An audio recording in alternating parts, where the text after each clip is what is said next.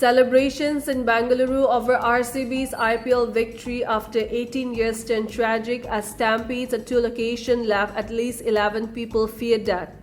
Chaos broke out near M. Chinnaswamy Stadium during a felicitation by KSCA, and two more deaths occurred at Vidhana Sodha, where the team met Chief Minister Siddaramaiah. Police rushed the injured and unconscious victims to a nearby hospital as many fainted amid the crash. Karnataka Deputy Chief Minister D.K. Shivakumar called the crowd uncontrollable and apologized for the overcrowding, noting that over 5,000 personnel had been deployed.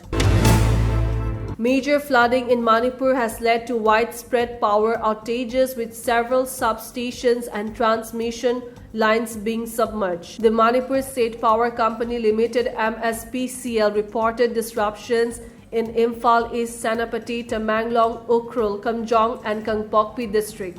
In Senapati, the 132-33 kV Karong substation and downstream units were affected by faults in 132 kV and 33 kV lines due to heavy rainfall and rising river water levels. Substations like Khongba and Kuman Lampak Stadium in Imphal East remain underwater. As a safety measure, MSPCL has shut off power in flooded areas to prevent short circuits and electrocution. Restoration work is underway and MSPCL has urged residents to remain patient.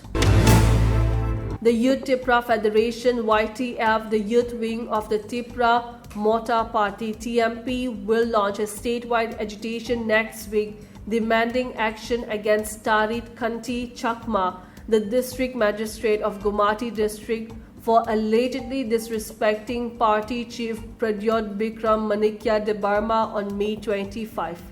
YTF President Suraj Debarma said today that if the state government fails to act, a large-scale protest, possibly a statewide ban, will be launched. He added that the nature and details of the agitation will be announced soon. On June 2nd, around 2,000 YTF activists demonstrated outside the DM's office in Gumati and locked its main gate for 3 hours.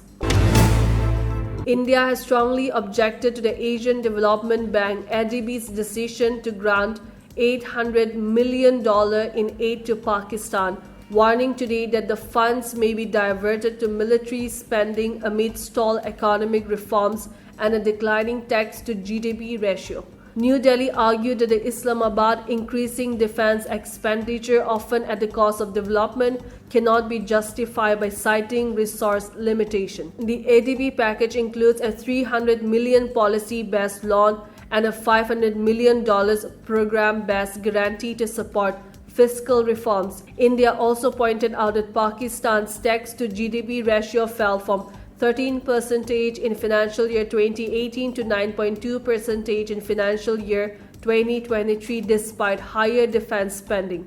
Last month, India raised similar concerns over the International Monetary Fund release of over 8,000 crore to Pakistan, saying the country's arms purchase surged with every foreign loan. The Indian women's hockey team will begin its Women Asia's Cup 2025 campaign against Thailand on September 5 at the Gongju Canal Sports Park Field Hockey Field in Hangzhou, China, the same venue used for the 2022 Asian Games. Placed in Pool B, India will face defending champions Japan, Thailand and Singapore.